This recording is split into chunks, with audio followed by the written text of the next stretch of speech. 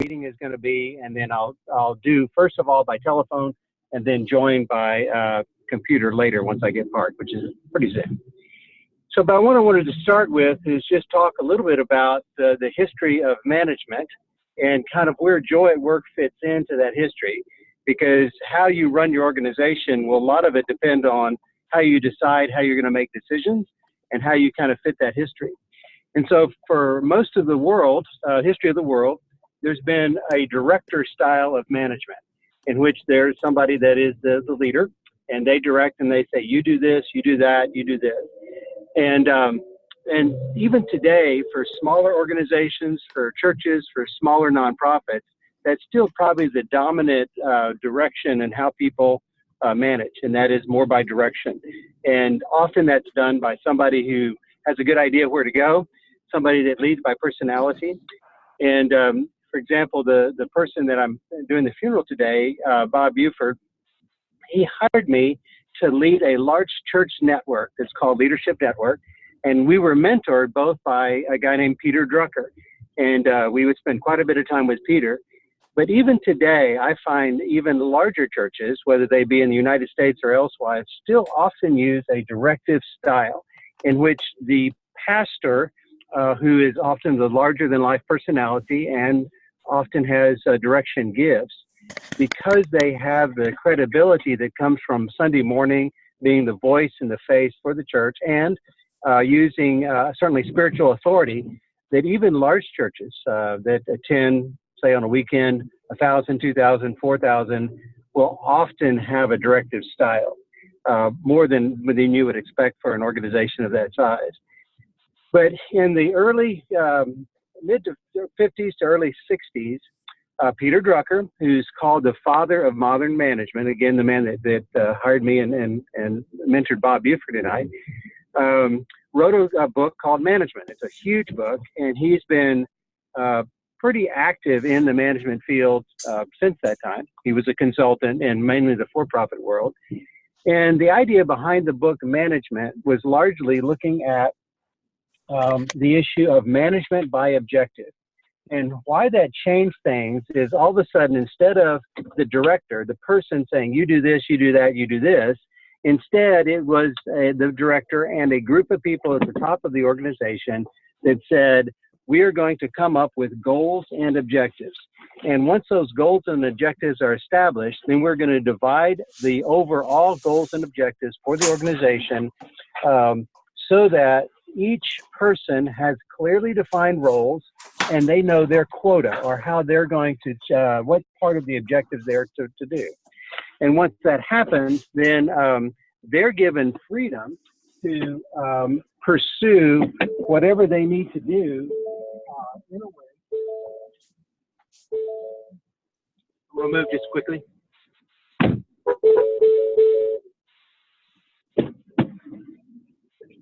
Sorry about that. I'm moving to the passenger seat so I can open up my computer. So what happens is all of a sudden there's freedom. And so instead of the one person doing direction, now a person can do their work almost any way they want to, as long as they achieve their quota and the goals and objectives.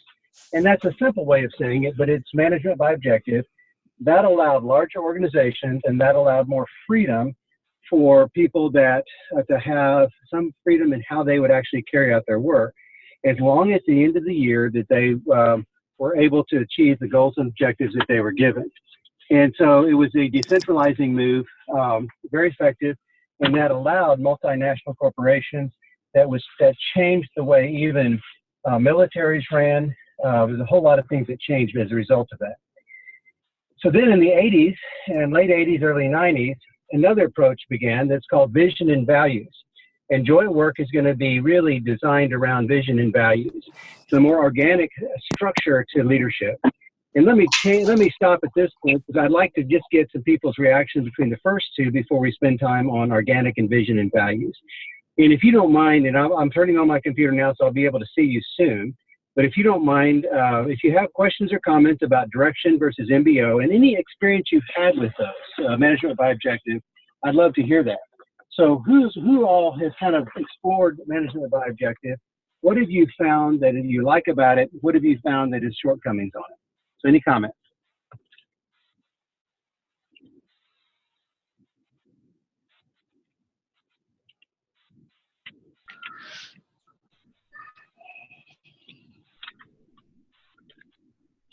Well, I think I have a quick comment, Erisa, in Kigali, Rwanda. I work with Hope International, and my role is regional. So I work with teams spread all over Africa. And so I think from hearing Dr. Smith, how you're describing the management by objective, we have set goals and objectives for each country director and for each country team. And these are goals across a wide spectrum of interventions that Hope does in those countries.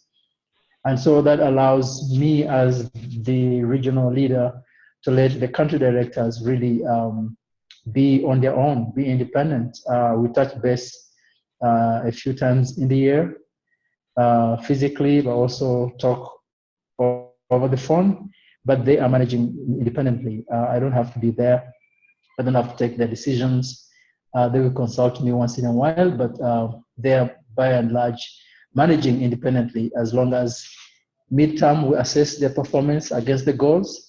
And then we also have an annual process of setting new goals, as well as assessing the goals of the past year. Does that fit into the description? Absolutely. And describe a little bit, I know you've seen other organizations that are probably more director style.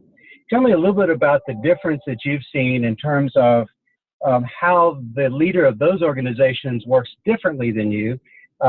Theoretically, perhaps works a lot harder and not as efficient. What have you seen? Because I know there's also a tendency in nonprofits, even large nonprofits, to try to use a directorial style. It often drives people crazy.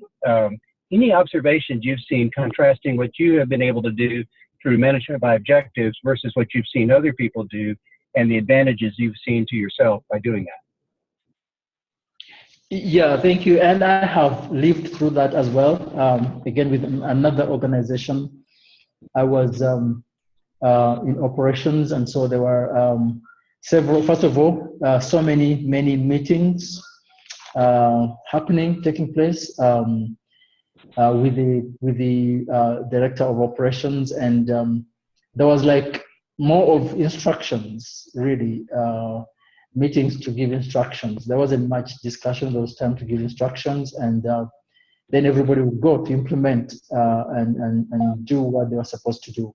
So a lot of meetings, but also what I realized was, except for the director of operations and the country director, nobody else had the full picture, the full picture of where we were going overall over the longer period. We kind of received, short, small pieces at a time.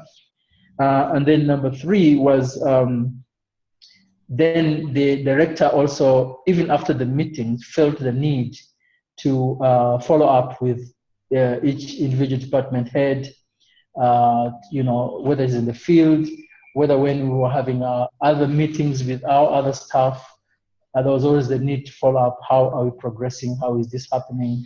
Kind of helping us to troubleshoot, kind of managing the details as well. So I guess for the director, it was a lot of work.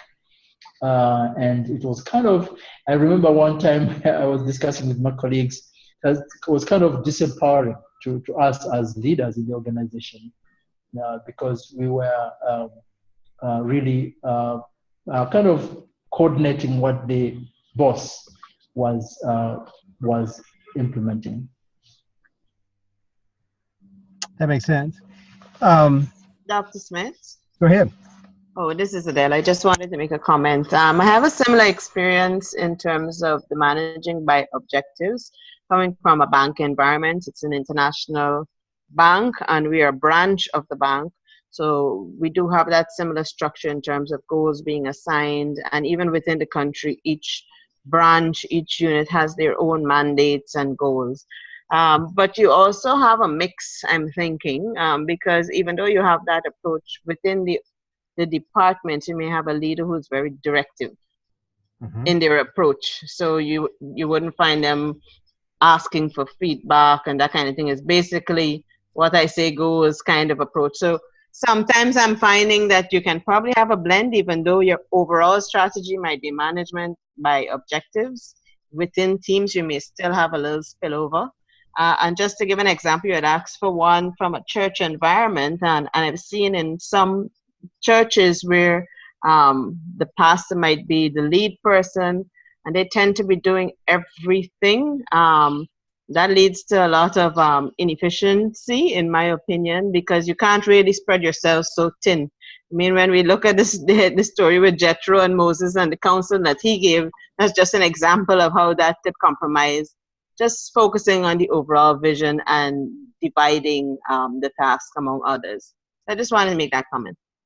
I think you're exactly right. And even when we start getting into vision and values and organics, you're going to see often a hybrid. And depending on how people are wired, there are people that are wired that are directive. And it's hard to get somebody non-directive to act more delegative.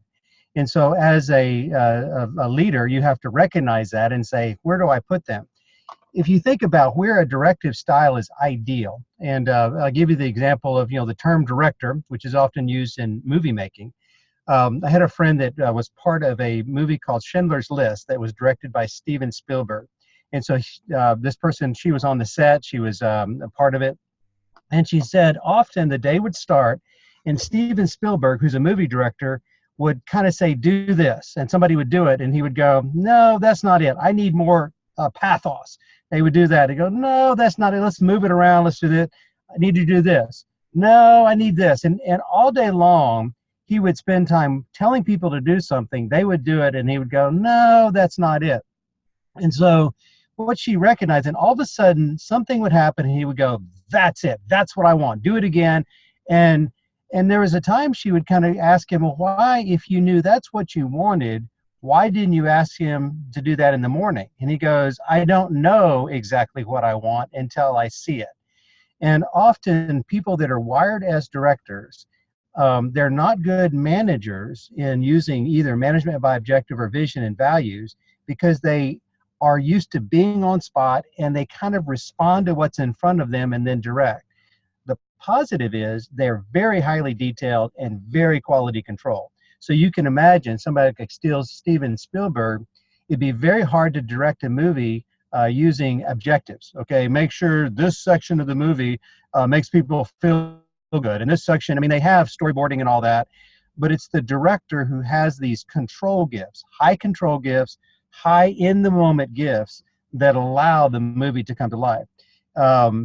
Versus an orchestrator. So an orchestrator, and we went to the Dallas Symphony on Sunday, Wagner and Rossini, and the guy who's the orchestra leader had practiced. These are very skilled violinists, bassoon players, all of this, but there was something about his energy that it all comes together when he's there.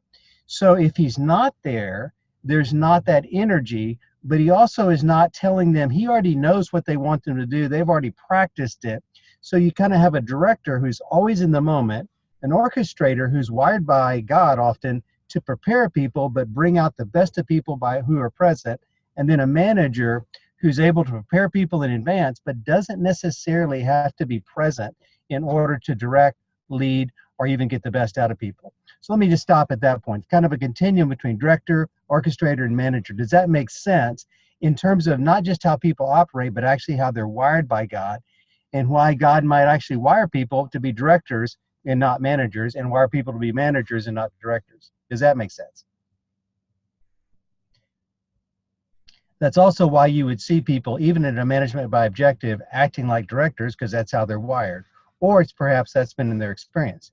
So sometimes you can retrain them if you're moving your organization to MBO or vision and values. Sometimes you can't. And so what you're doing is then putting them in a space where a director leadership style is needed, but that's going to limit their advancement inside the organization. So let me stop at that point. Anybody seen that in themselves and others that they managed, and understand kind of that interplay between an ideal structure and also how it's played out given people's gifts and backgrounds? So Tim, I know you've experienced this. So Tim, I'm going to call on you. So any thoughts you have on that?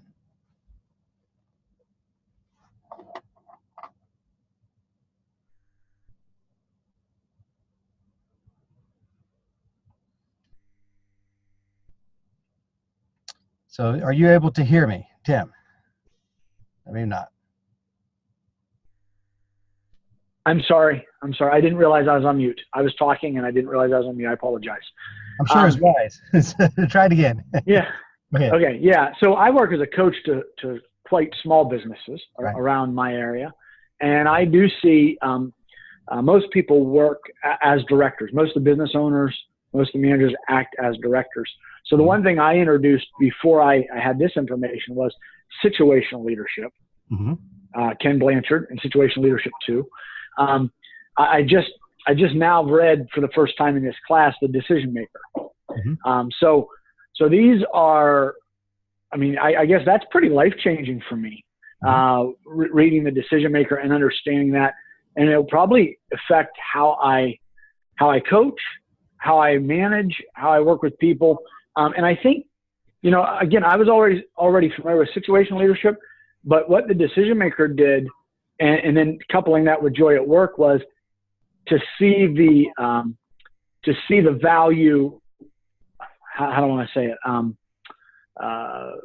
There's a word there. It's not the core concepts, but it's really, I guess, seeing people differently, seeing what they really can do, and understanding that's where joy comes from.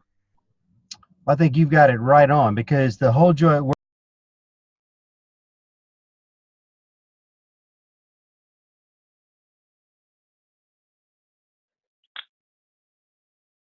Now I'm not hearing Brad. Am I off? Uh-oh. I'm sorry. That was my fault to get on mute. Okay. So I think Yeah. situational leadership is excellent, because there's some truth in the fact that even if you're management by objective and vision values, even if you're Joy at Work, when a crisis occurs, sometimes people need to come in and be directed, because a crisis requires that.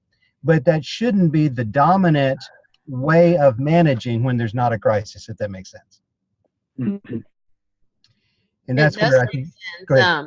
Brad, I was just thinking about the same situational leadership, because if an employee might be new, you may have to take that approach where you're instructing, and then as they grow and they blossom, you can turn into coaching and advising, as opposed to the role changes depending on the situation.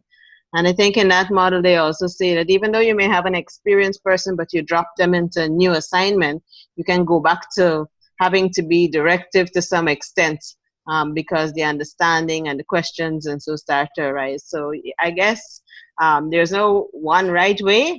You just have to mix between the blends of leadership styles as you go along and as the situation arises.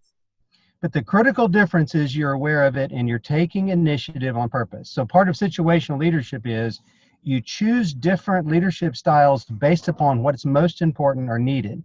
What we're talking about today is the underlying structure of decision making and structure of leadership.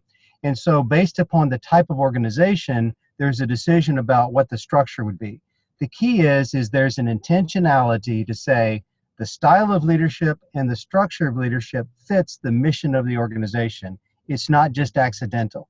And so if the mission of the organization really does require dispersed leadership, dispersed decision making, then the Joy at Work, our vision and values approach, is going to be the best. If the mission of the organization requires high control, high quality, very narrow decision making, then actually a directive style may be better. If that makes sense. So when we talk about it, and then, okay, and I apologize, I don't have my chart here, so here we go. This is a napkin in the car. So this is kind of management by objective, and this is a standard organizational chart, as you can see, okay? And to be good at organizational management by objective, the people at the top have to make the decisions. And they're at the beginning of the year, they're going to make core decisions about where are the key objectives that the organization needs to follow. And you notice who's making the decisions, it's the people at the top. And then after that, they're going to be very careful, and I'm drawing some lines here, I'm sorry I don't have my other diagram, about defining roles. You notice I've drawn strong lines between the boxes. What that means is that everybody's role later in the organization, further down, is very defined. Your job description is to do this, it's don't to do this. And we've taken the overall objectives we've come up with, we've given these to you, these to you, these to you. If you notice, there still is a lot of control from the top, clarity of objectives, clarity of roles. Now, that top process can include the people that are down here as part of defining that. So that allows the team to be involved. But if you notice, there is a lack of spontaneity at times because the objectives are put together and then roles are defined and then quotas are made. But if things change, then often the management by objective approach cannot move fast to respond to the change. And if the decision makers, if the organization is very cross-cultural, then often those that are making the decision may be of one culture. And so now they're handing down quotas and objectives to another culture that may not fit that culture.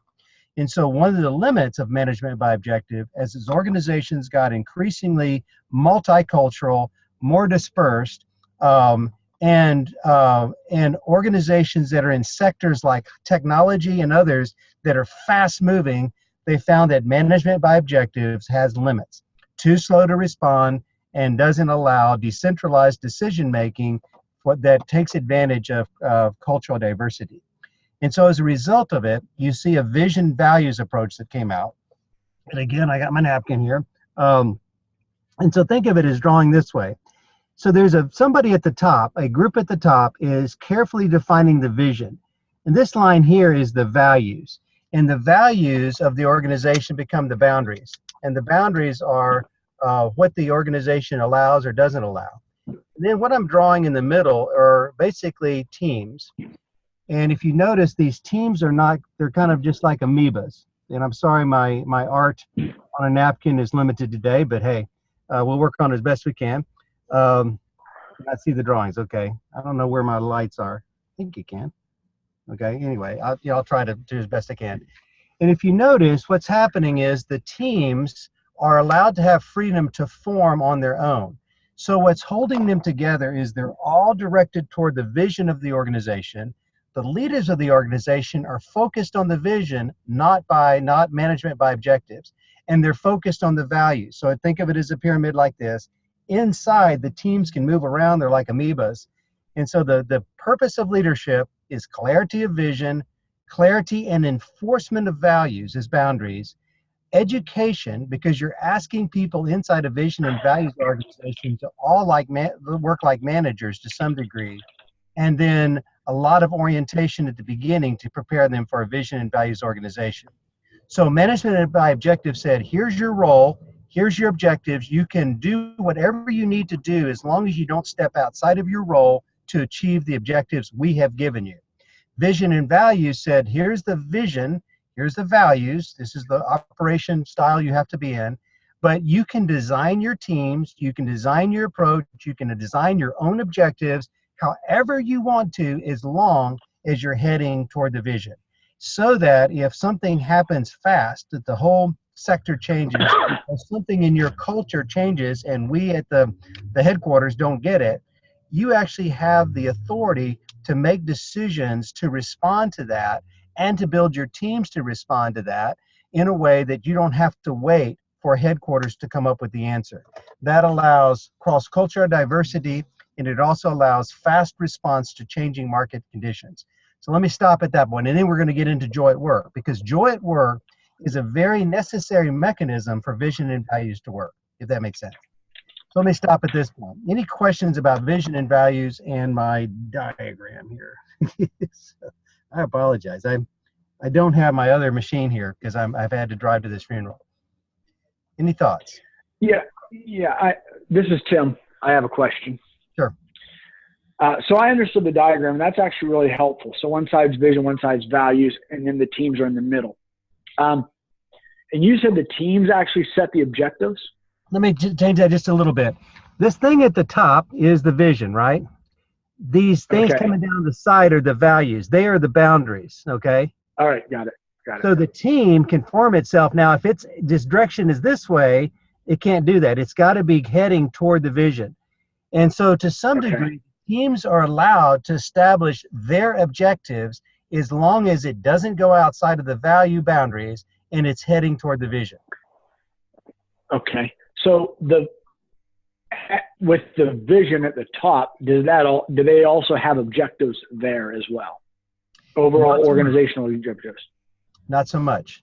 Now, there may be generalized objectives that are part of the vision, but they're not that many. So if you think about management by objective, you often will have in your department anywhere between, depending on the size of the organization, 12 to 40 objectives that you're measured by. You actually are measured your success, and it's often financial based, which is unfortunately past. It's not future. So if you think about balanced scorecard, future, past, inside out, the only thing that numbers and production numbers and financial numbers is past. It doesn't measure future. It doesn't measure external, which is customers, nor internal, which is employee satisfaction. Balanced scorecard is a great way to think about measurements. Forward is your future, backward is what you did, inside is what your staff is doing and thinking, and outside is what the customer.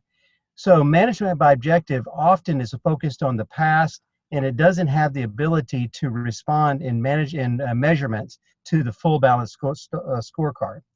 What happens in vision values, instead of you being measured by that many measurements, you're actually measured by maybe 5. But those 5 you have to work on and work on and work on toward their core. And often those 5 will also include values. And so Enjoy at Work, you notice that Dennis Bakke had values measurements, 5 of them actually, that he would read every single one of the 40,000 responses to the value survey every year to see if they were on track with the vision and values, AES values. They also had numerical measurements, but those numerical measurements were very, very small, which allowed him in an organization of 40,000 employees divided up over 36 nations to only have 100 people in headquarters. There's no way you could do that with management by objective because you're collecting so much measurement data, plus you're having so many middle managers in order to do management by objective. You have to have a lot more middle management and centralized management to do that. So the very nature of your question, which is core, is the fact that you're allowing them to establish their own objectives also means it's a flatter organization, and those objectives they establish have to be aligned to a much smaller group of objectives that are more stating the vision, not the actual how the organization will pull that off. Okay. So, and I know it's a little confusing, so we're going to keep working at it. But you see yeah, sure. So any questions about that? That's the difference, in a brief way, between management by objective and vision and values. Then we'll go into Joy at Work. So what's the advantage of vision and values, and what's the disadvantage?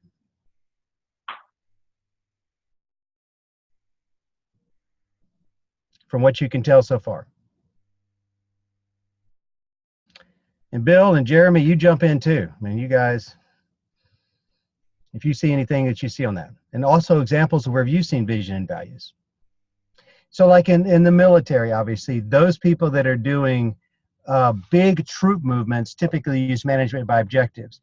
Commandos, SEALs, they use vision and values. Now, why is that? It's because they're having to make decisions on the ground and they don't have a way to connect to the top leadership. In the technology field, often you see a lot more of the people in the technology world, Silicon Valley, are using vision and values and organic style structures and not so much management by objectives. Now we get to the nonprofit world. If you're trying to empower people on the ground to make decisions and to grow and not be dependent upon a source of financing and a source of education and direction from another country, then what they use is vision and values as a means not only to get the job done, but to empower people. So at the end of the day, you're getting less and less having toxic charity, and you're increasing more and more decentralized decision-making and empowerment, which is the point of the nonprofit, is to be able to give power and decision-making authority and empowerment to cultures that typically have perhaps been overly dependent upon other cultures.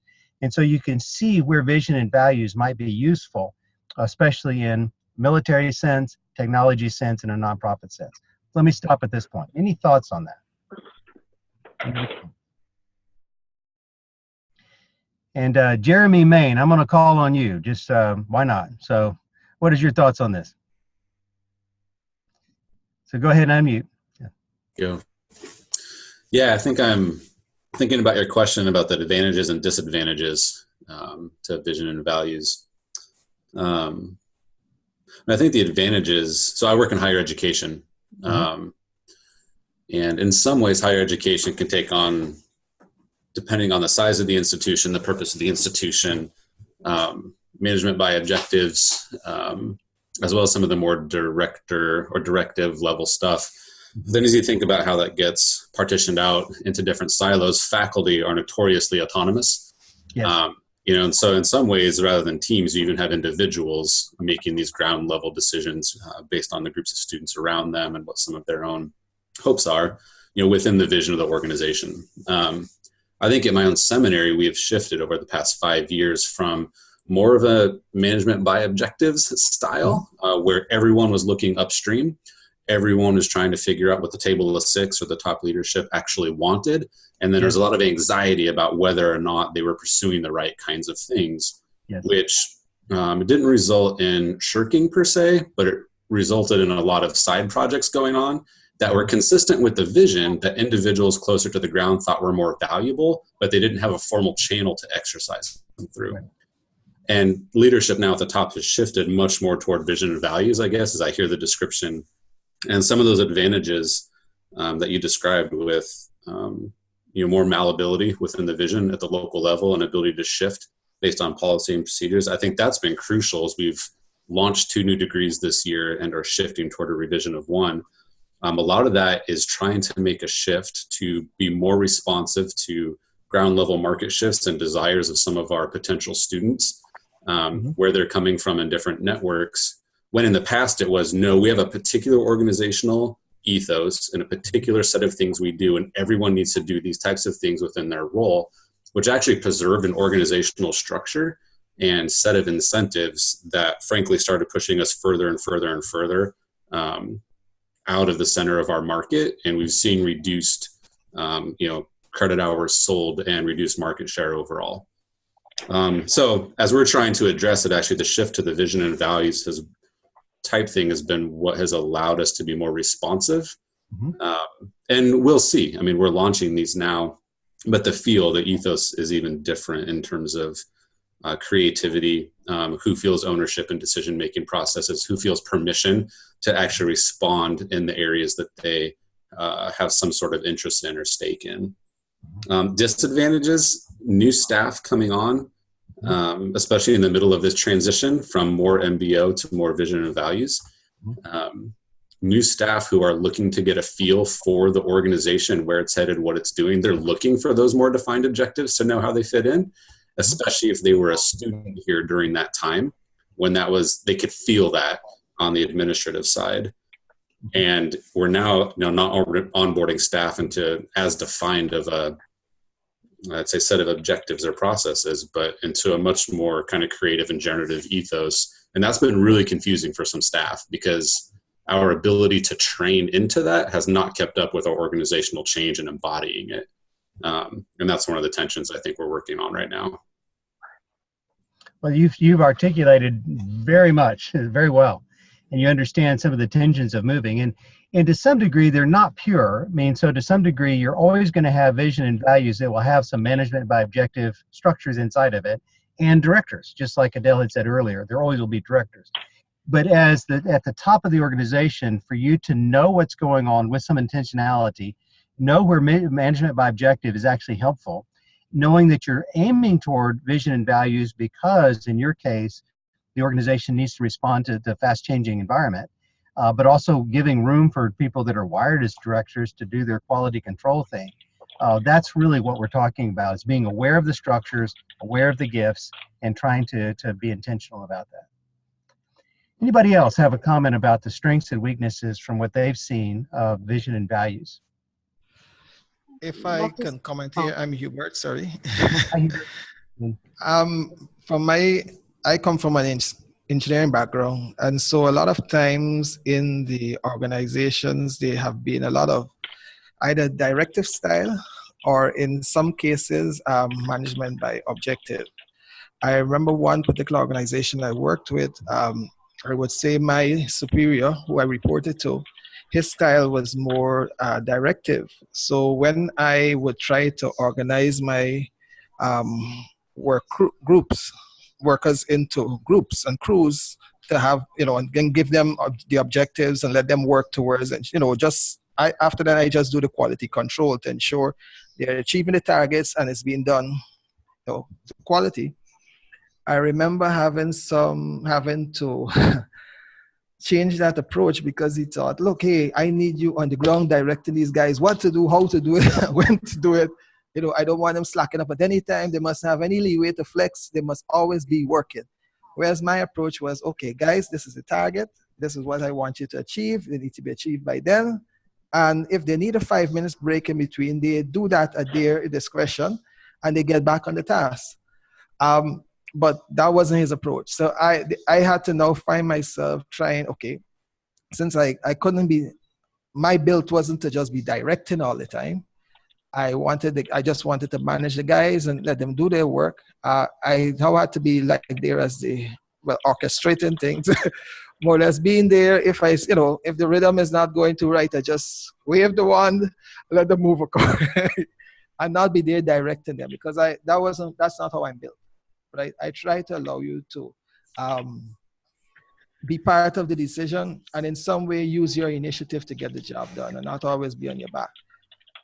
So a lot of times that has been what I've been exposed to. I see in my own church setting where there has generally been approach of, let's say, a bit of directive and management by objective. I see my pastor to, trying to take a slightly different slant now, or push a slightly different slant now, where there's a lot more vision and values. It's not so clearly defined like we're discussing here, but it's like, okay, this is the role you have to play. You're given a sort of job description based upon the various functions you'll perform in church, whether it's a men's leader, ladies leader, Sunday school. And then you have the leeway, knowing what the vision of the church is, knowing what the values of the church is, you now have that leeway to, within that, come up with your program and guide those on your care. So I've seen the mix, but more now values and vision and values from the church perspective than from the working environment. So let's talk about how your view is different than the other boss's view of Genesis 1 and 2. His view is God created the animals, okay? And he brought the animals before Adam, and Adam said, I think I'd like that to be a porcupine. No, that's a horrible name. Don't call it a porcupine. Call it this. Okay, next one. Adam, I think I'd like to call that a giraffe. Oh, giraffe, I created it. That's a horrible name. Here's a name, you got to name it. That's the direction that's how that verse might be read by your director, right? Yes. Versus the way the verse actually reads. That God actually wired Adam and Eve to make decisions on behalf of himself, right? And so whatever Adam named the animals, that was its name. And I would envision even how it worked in the cool of the evening. We learned that God would walk in the cool of the evening with them. And I think at the end of the day, my view, and again, we don't know for sure in Scripture, that Adam and Eve would be walking with God and they said, okay, we got the elephants to move this. We're trying to build a shelter. And we had the elephants move this, but I built the shelter. And the tigers were agreeing with it. The tigers were helping out. And all these animals were helping us because, remember, the animals were not afraid of Adam and Eve. They were subduing them. They had stewardship over them. And it collapsed. And so God goes, okay, something was wrong. What do you think you could have done differently? Well, what about this, this, and this, and this? What if we put a pole in the middle to hold it together? God says, okay, that may be a good suggestion. Why don't you try that tomorrow? Notice Adam and Eve are not shamed that it fell apart. They're finite. God is infinite. So, of course, they're going to make mistakes. But if you notice, I think God really gave them freedom because he made them in his image. He made the stewards. The theology word is vice regents, to make decisions as stewards of the earth. Given that, every person born is in the image of God, every person born desires to make decisions. Now, we're in a fallen world, so in the fallen world, those decisions get in the midst of the lie of Satan. But there's something about how God wired us that we are wired to make decisions, to be held accountable to our decisions in a non-fallen world without shame, and to desire to make those decisions well according to our giftedness. And so your anthropology, theology, of how God designed us in his image is actually, I think, much more biblical than the theology of the person you described that was your boss, that was a director. If that makes sense. It does. It does. And I think that's the key behind it. Yeah, now that I look back, I'm able to put it into these, if I could put it this way, pockets under these headings and better understand where he was coming from. And that's really what drove Dennis to do Joy at Work, was actually a theology of creation, a theology of human dignity, his understanding of what it means to be made in the image of God. But also, we're going to get into what it means to be fallen as well. And he would say, and I think this is an interesting way of saying it, that the Great Commission really doesn't make sense apart from the mandate, the first commission. And so we always kind of joke about it. So the Great Commission, what about the Genesis 1 Commission? Is that like the OK Commission or the Good Commission? Where we would actually say the first commission was have dominion over the earth, made in the image of God to make decisions on behalf of God. We faltered, we received the lie of Satan, we believed it. So the Great Commission, make disciples, obeying me, teaching all that I commanded you, to some degree is stating, what does it mean to do the first commission in a fallen world? And so I don't think we can really understand the Matthew 28 commission unless we connect it to the Genesis 1 commission. And frankly, I don't think we're going to be good managers to display the Great Commission unless we manage in a way that's consistent with people being made in the image of God, yet in a fallen environment. That's what Joy at Work is about. So any response to that? Tim, you look like you're wanting to talk, so go ahead. So Tim? Well, I don't know. I don't know how I necessarily looked like I wanted to, but I mean, I will say, yeah, the Genesis 1 Commission, that's what was impactful for me about Joy at Work. That's what made some of the other experiences I've had make sense. Like I said, situational leadership or other things, but that was very convicting. In other words, that brought more conviction on me than just learning a management style. I think it's the basic assumptions maybe, and that comes from Genesis 1. That was the word I was looking for earlier. Those Genesis 1 basic assumptions about who we are created in God's image was pretty transformational for me as I've read that over the last few weeks. For me too. Amen. I think it was a watershed for me when I first learned about it in the mid-90s before he'd written the book. Big watershed. So let's talk about Joy at Work a bit. So there's several points to Joy at Work. If you notice, chapter 7 in the book Joy at Work is about purpose. And so a Joy at Work environment clearly states its purpose as being more than, in a business world, profit maximization, or in a nonprofit world of just keeping it self-sustained. Okay? So if you notice, when he said, what's the purpose of Applied Energy Services, AES, it wasn't profit maximization. It was to provide safe, clean, reliable electricity, especially in developing economies where that would launch the whole economy. And many of you that have been working in development realize that one of the key issues to help an economy that's non-developed to become development is to create core infrastructure, access to electricity, access to transportation. And so he really saw the purpose of his organization is to change the world. And so think about how many other organizations. There's a trucking company that just came by here. And this is a trucking company. That's all they do is they move trucks. But it says on the side of it, Dominion Truck Lines, it says, helping America keep its promises. It's only an American company. You notice it's not stating its purpose is to truck stuff and then to help get money from trucking. Is to say, if I have promised to get something at a certain place at a certain time, we help you accomplish and help you keep your promises. If you think about all these different companies that restate their mission about changing the world or making a difference in the world, for Joy at Work, the people in the workplace need to have a sense that the purpose of their overall organization is something more than profit maximization, that they're accomplishing something because they all have something inbred inside of them, whether they believe it or not, that they're here to steward the earth and make it a better place. Genesis 1. Christians know that more overtly than non-Christians. And when they're in a workplace, that the leader casting vision casts that vision, you're doing something to change the world in a way that you could not do that by yourself. You could not do that unless you're part of this organization. That's the first step to having joy at work. The second step to having joy at work is to be in a place where you're able to have a job fit, where your giftedness, the way you're wired from God, your ability to do things is connected to your job description as much as possible. This side of the New Jerusalem, it'll never be 100%, but you could see, like, here's the job and here's your fit. You're constantly trying to get them to line up. And the company helps you understand your calling and your giftedness, how you're wired, and continually help you to move so that your job is connected to your giftedness. And so that's the second thing. And it goes from the illustration of the Bible. Church is a body. You could also say the organization is a body, although that's a different theological thing. And you're jumping a little bit, but just as an illustration.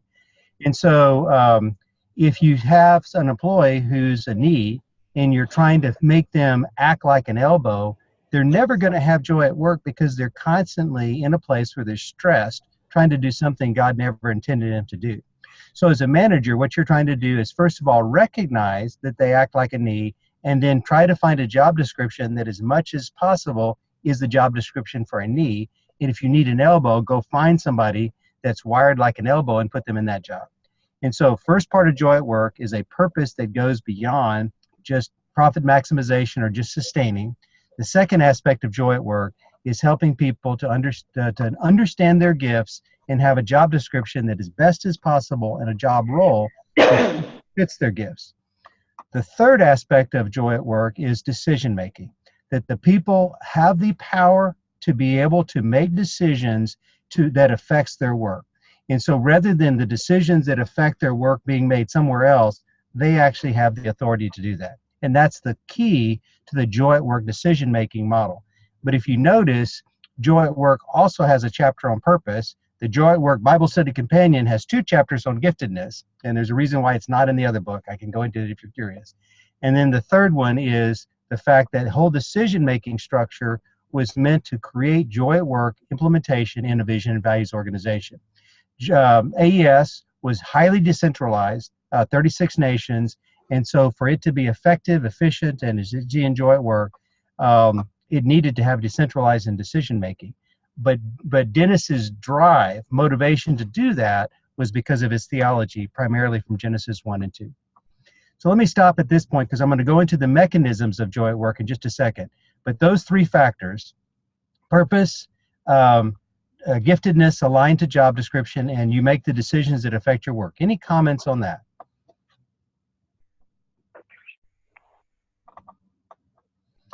So Dale, I'm going to call on you one more time. You were talkative at the beginning, but just, do you have any thoughts on that? Make sense? I think it makes a lot of sense because many times we often want to know who made this decision. They never worked where we worked. So from that perspective, it makes sense for the people who are closest to it to have the greatest influence on the decision and what gets done for the most effective solution. And I saw that in the Zoom room that was shared too with Dr. Bakke. And I found that very interesting. The only challenge I have is when you're working for a structure like ours with so much rules and requirements, how do you get that down to the levels that actually make sense to make the decision? So I guess you just have to influence upwards to the decision making so that they could spread that authority down across the organization. Great comment. So we're at school. Go ahead. Yeah, sorry, Dr. Smith. Can you? I'm comfortable with the ability of doing things, aligning gifts to calling, as well as decision making. But regarding the first one on purpose, can you please explain a little more, especially an organization where you have many people working or serving, at different levels in the organization, how do you ensure that they are, I mean, people come to the organization with different purposes and different goals and different, sometimes personal, sometimes corporate. So how does that count for a huge number of people who may come with different goals and purposes into the organization? That's part of the job of the leader and leaders, is to align people around common values and vision. And you're going to do that in very proactive ways. A lot of it is through storytelling. A lot of it is wording the values and then creating ways that people express the values in their own words.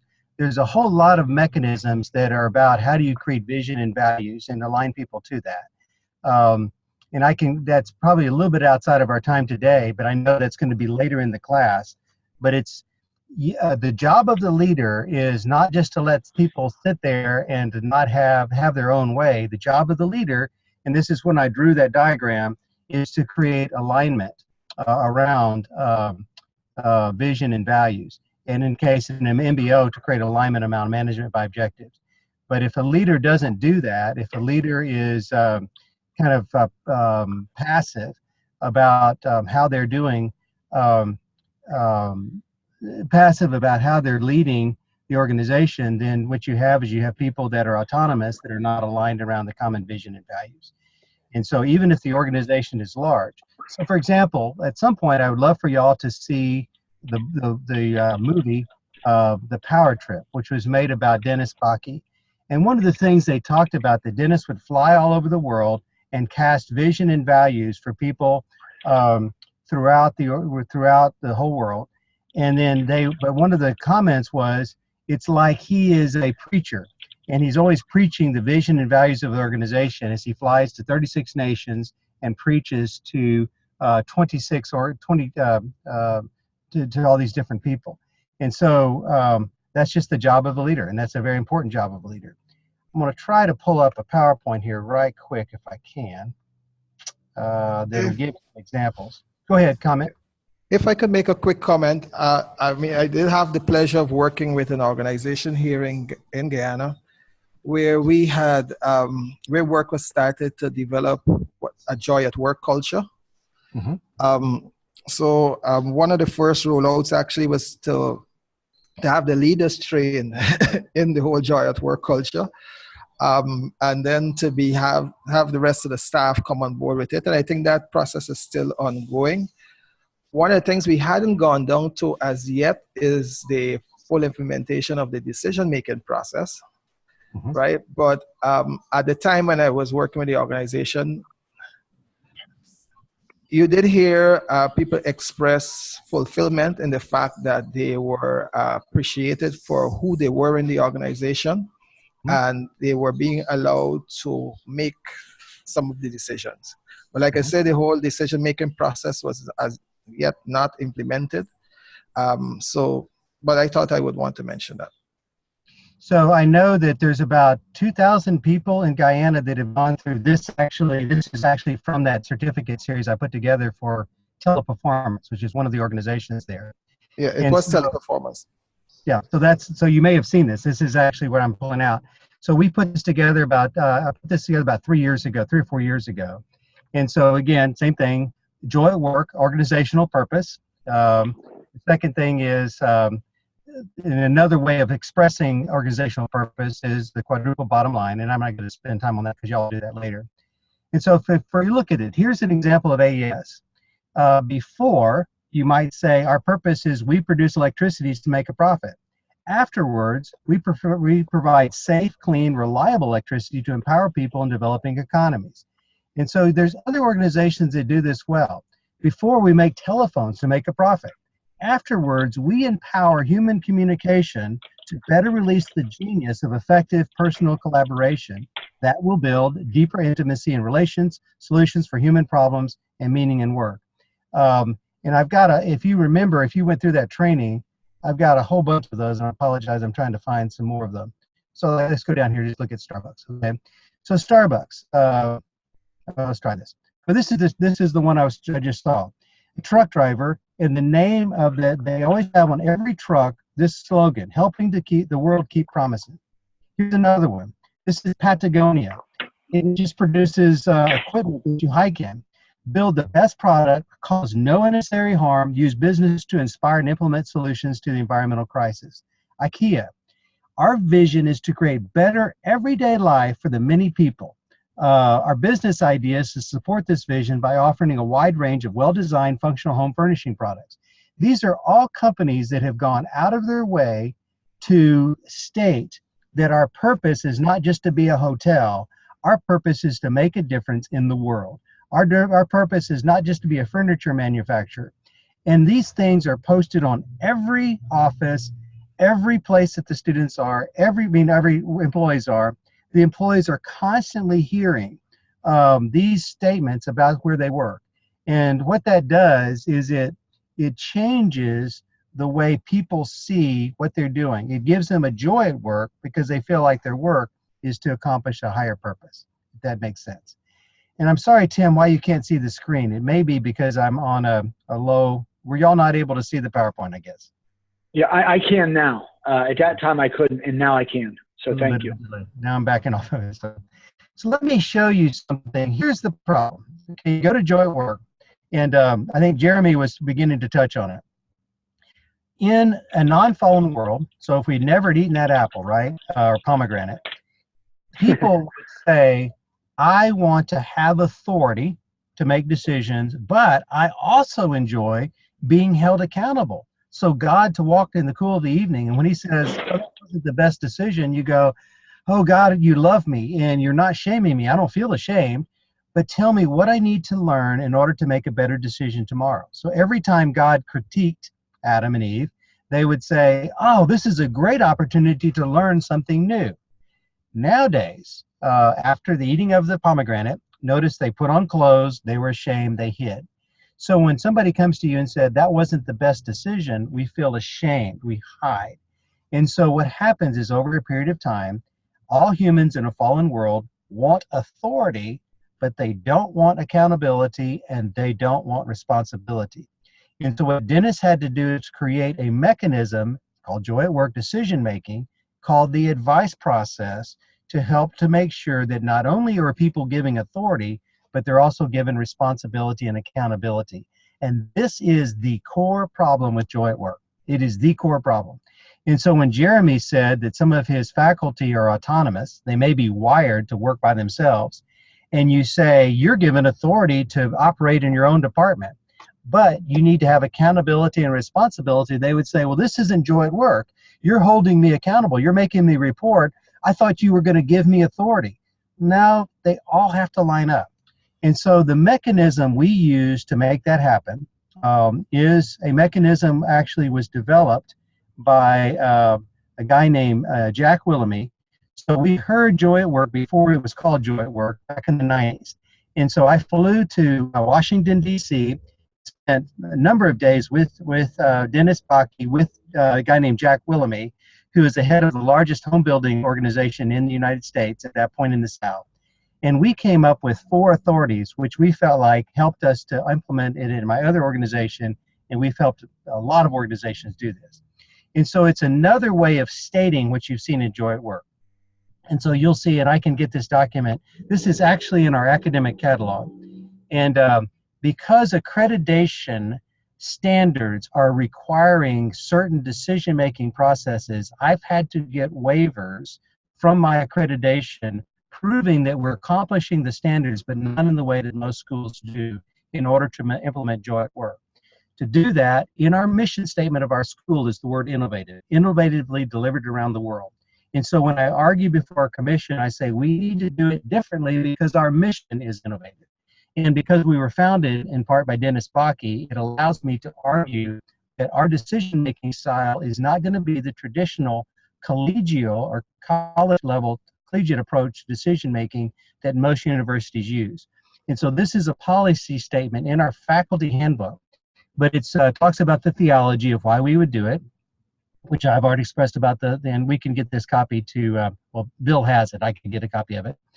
And so the practice of Joy at Work is decentralized decision-making, aligning authority, responsibility, and accountability to a single point person.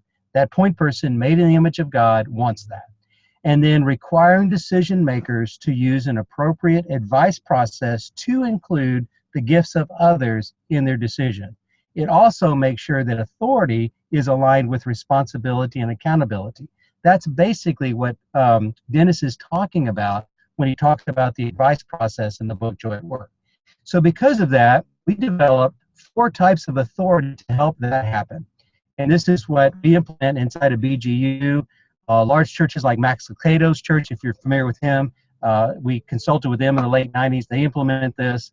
And there's other organizations that have implemented this approach. So we would say there's 4 types of authority. And so when I'm the president of BGU, and so I have veto authority over everybody that's an employee, but my board has veto authority over me.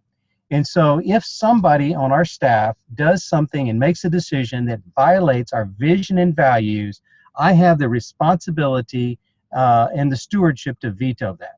And so the joke, okay, and it's a joke because it's bizarre, but let's say my academic dean said, okay, everybody on staff has to teach naked, okay? Well, I would say that's a violation of our character, vision, and values. I would veto that, right? I have to.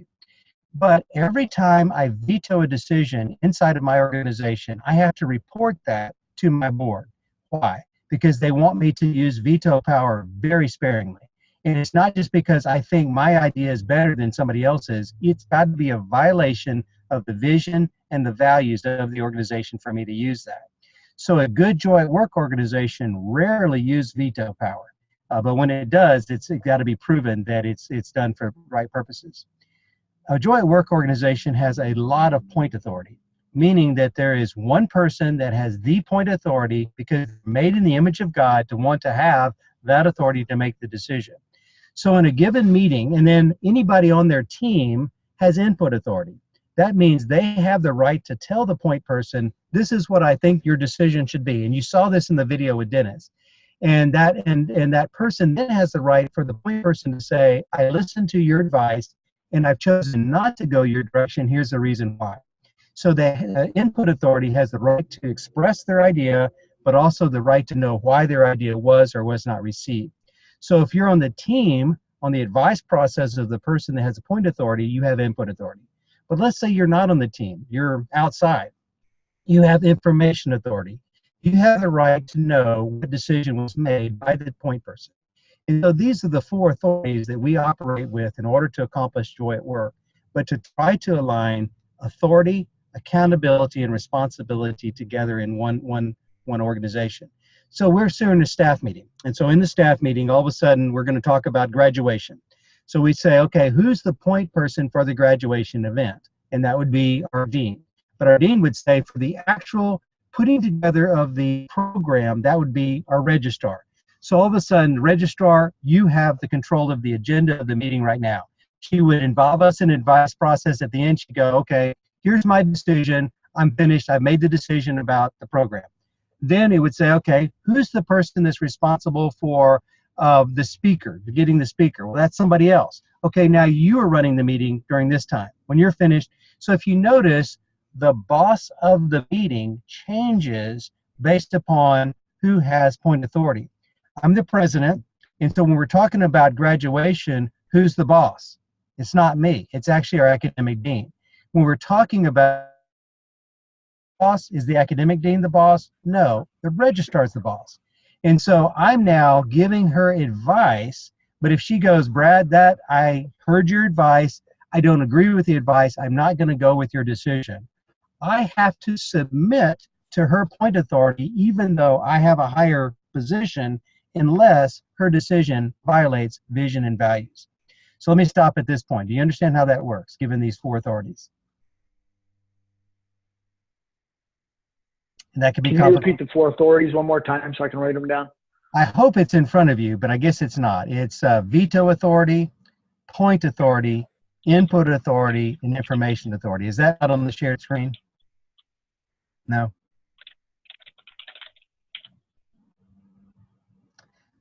Bill or Jeremy, are you seeing that or you're not seeing it? Hey, Dr. Smith. Brad, all we have is a black screen right now. Okay. Yeah. I'm sorry. Yeah, me too. Is it possible to get these slides afterwards? Oh, absolutely. Sure. Okay. All right. Then I'm fine because I know where you're at. I just didn't remember all the four. So thank you. Okay, let me try that one more time. I don't know why it's not sharing today, and because I'm on a pretty high cell phone bandwidth, but maybe not. Okay, I'm trying to share again. You're just getting a black screen, so you're not getting the four authorities. Okay. I will get those to you, Bill, right after the funeral today, and so that way you can get it out to people. But it's basically the pages from our faculty handbook. I could actually share. I've got a doc here that has those on them. If you want me just to share that a second. That'd be great. You know, when we did that staff meeting back in, it's from that faculty meeting. It'll be the faculty handbook that has that on there. Yeah, I'm not sure if I have that exact one, but let me see what I have here. And you know what, rather than do that, Bill, let me try a word processing document, and maybe that's the problem, that it's not liking the PDF today. So let me turn up another one. So the other thing that I will share with you, just to orient you, we'll make sure you have copies of it, is what's called the primary problems with joy at work, okay? And these are the joy at work challenges. And let's see if that comes up and shares. Maybe it's liking word processing more. And then I have that one here too. I think that's the one I was going to share. You know what? Why don't you share that if you don't mind? That way I know you're doing it and it's working. Perfect. And then we'll share the faculty handbook pages later. If you don't mind sharing that, that'll be. And every one of these challenges basically comes from the idea that in a fallen world, most of us want authority, but not a responsibility and accountability. And so, Bill, thank you for sharing that. I appreciate it. So basically, while he's getting ready for that, let me pull that up. Are you guys seeing that? And it still says Brad Smith has started sharing screen. Okay, maybe we're both trying to share at the same time here. Yeah, I've tried to stop. If you're the boss of this page, usually that should shut me down. Yeah, it should have, but it didn't. Let me stop sharing for a moment. Okay, yeah, Brad has started sharing. I've stopped sharing too. I don't know why we're having Zoom issues today.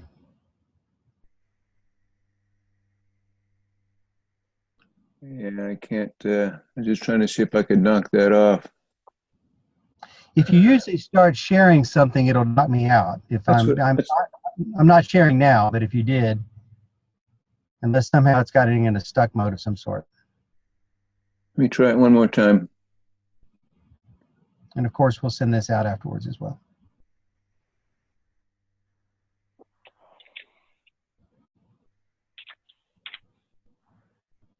Usually Zoom is pretty good. Did anything come up?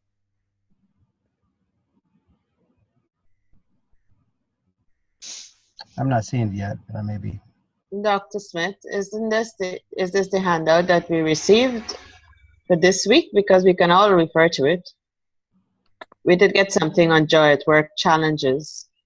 Yeah, I've got it. It's there on the info tab page for the course. That particular document is there. Okay, let me walk through it, and then we'll have questions and end up the session. So these make sense, though, if you think about authority, people wanting authority, not responsibility and accountability.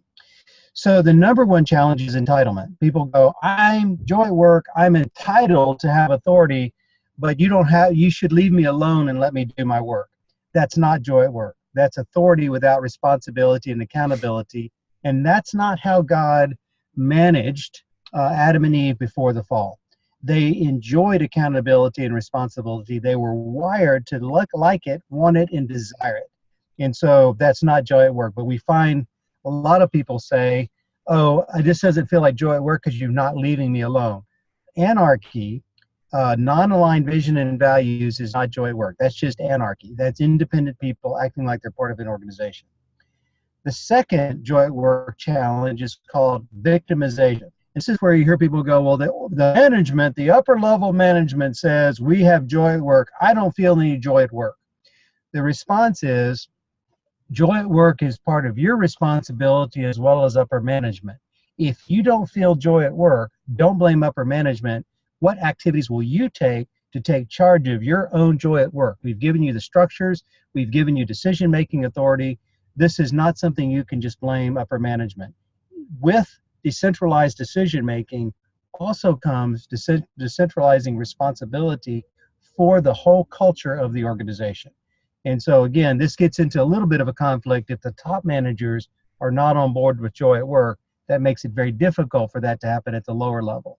But sometimes when the top managers are on board, the lower level resist because they want the authority without the responsibility. And that's retraining, that's giving them courage, that's reinforcing good decision making. It takes time. A third one is autonomy, and this is what I said before, is they want to be left alone, and that's not joy at work.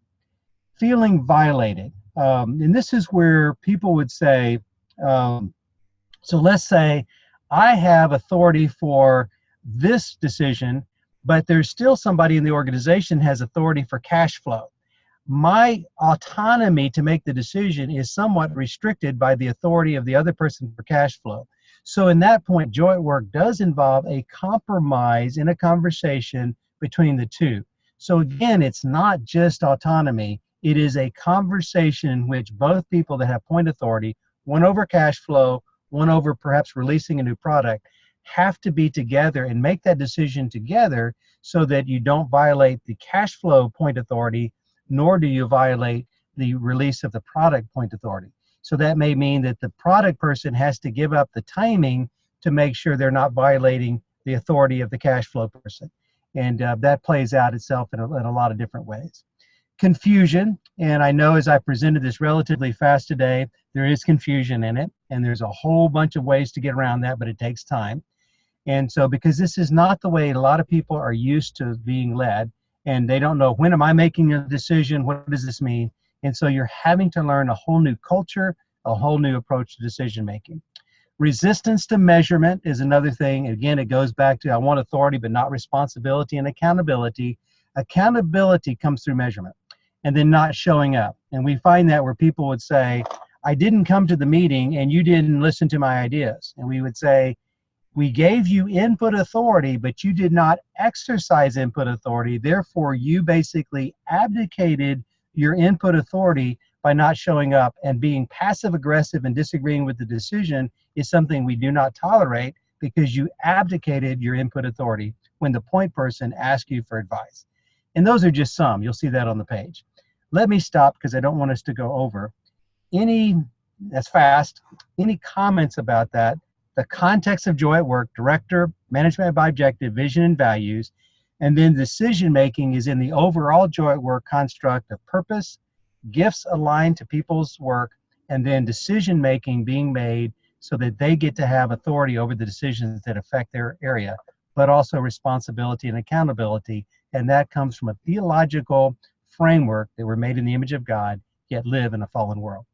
Any comments or thoughts about that? Any questions? Any ways you would say it better?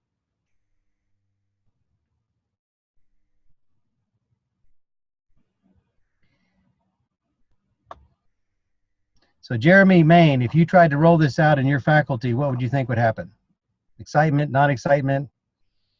Any things in these tools that we've talked about today that might be helpful? So Jeremy, go ahead. Jeremy Main.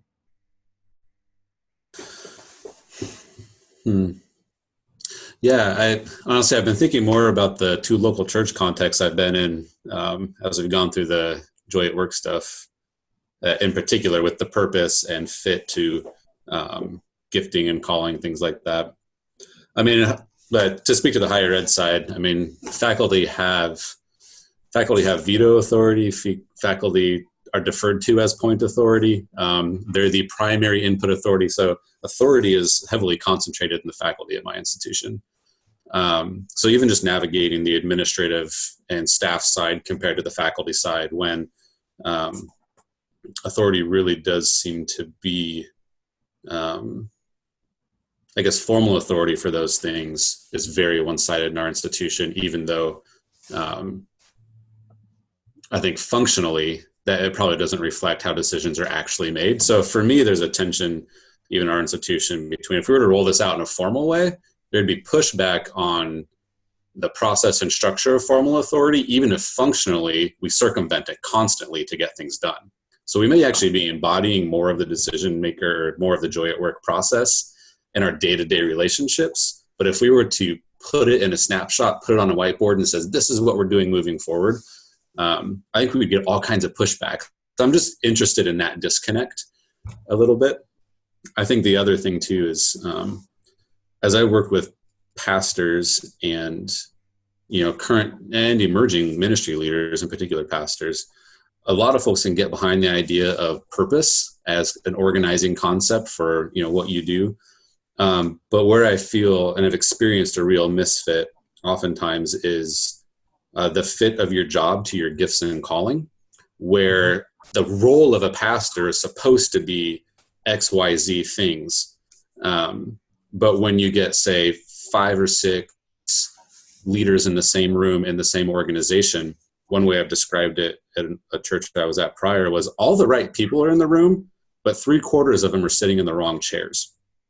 And one of the problem is, so to redeploy gifts and just ways God has wired them, it actually means switching some real roles in the structure. But when that role is a symbolic or an actual giving up of authority or power, there's a ton of resistance to it. Even if the organization as a whole would be better off if those shifts could happen. And that's probably the point of resistance that I've felt the most. Even if functionally it's healthier, structurally, what's communicated is I have to give up some of my authority that I really like to make that happen. But I'm in this role for a reason, even if there seems to be a gift and call, or at least a gifting misfit. So I think both here at the seminary and in my work with local churches over the past 15 years, that's probably been the point that's created the most tension overall and kind of short-circuited the process altogether of being able to embody something like this in a more thorough way. So it's a statement, but I guess an implied question. How common is that? What do you think about it? Advice? Okay, it's very common. And again, everybody perceives change as a loss. Okay. Right. So part of the job of a leader is to articulate the change has benefit. Okay. And what those benefits are in a very concrete way, and to pace the change so that that loss is felt minimally while the advantages are felt greatly as fast as possible. And that's just change management. In terms of what you described, every organization I've been in has had that. And so we've used gift assessment. We use the person called you approach that Bill Hendricks does. He teaches in an ASM 702, and he's part of our faculty, and he's actually a fellow student. But and there's other gift approaches. Now discover your strength. But sometimes those help a conversation so you can sit down with somebody and say, I understand this feels like you lose authority, but you're wired this way. And if you are taking up the job of a knee when you're an elbow, then you're actually not allowing somebody to be that knee. And so you're denying somebody to get that well done, good and faithful servant when they go to heaven. Here's the shame, right?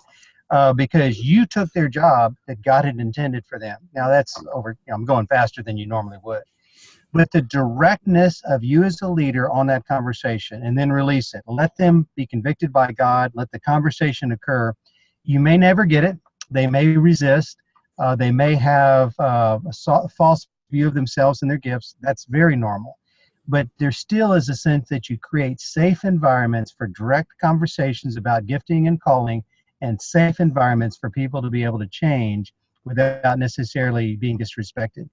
Ultimately, when they get into a job that fits their calling, even if it has less prestige than the other one, they're going to be actually more happier.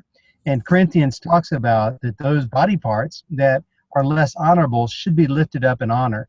Part of the culture is to lift up those body parts that look like they have less honor and to give them more honor because that's how God wired them and they should be given more honor. And so, but it's intentionality, recognizing what you just experienced has happened in every organization. It's part of our identity, gets connected to our job role and our authority. And yet God never intended that. He wanted our identity to come from that we're fellow heirs, fully adopted sons and daughters of Jesus Christ. So, but you're stating reality. Any other comments? And I want to be, Jeremy Graves, I want to be sensitive to you because I know you want to end this at the right time. Jeremy Graves, would you like to have final comments? Or Bill Payne, whoever wants to do the final comments and the wrap up, you get the final words. But I know we've covered a lot, and I'm sorry for the technology of me having to be at this funeral. But hopefully it at least starts a conversation. And Bill, when I get through with the funeral, I will send all the things that I've tried to demonstrate today, so you'll have access to those. So Jeremy, Graves or Bill, go ahead. Yeah, anything from you, Jeremy? No, Brad, I would first just like to say thank you. I had two epiphanies today while you were talking. One has to do with, so I have a book coming out in about 3 weeks on some generational differences in the workplace. And it really hit me as you were talking. I need to go back into Joy at Work and spend some more time in it around the whole purpose. There's a generation now that really the younger generation, when they're engaging in the workplace, they're thinking more about purpose than maybe other generations. And so maybe a way to help tease that out in them a little bit would be through the Joy at Work model. So I'm gonna do some more research on that. So thank you for that. And then secondly, thank you for jumping in and doing this, even though you had several other things on your plate. We really appreciate the expertise that you bring and the ability to take a complex subject and help us understand it, even by drawing it on napkins. So great job. So thank you for inviting me in. It's great to be here. Thank you. Yeah, my appreciation too, Brad. Always appreciate you jumping in here and working with us on this Joy at Work scenario. And I think, you know, we do have there's a document there on the info page, and it's on the challenges. It's about a 4-page document, kind of gives a little summary of the Joy at Work model and then goes over some of the issues that Brad has mentioned, you know, point authority and the various issues, and then some of the challenges when you're trying to work with, you know, people that have never worked in a Joy at Work environment.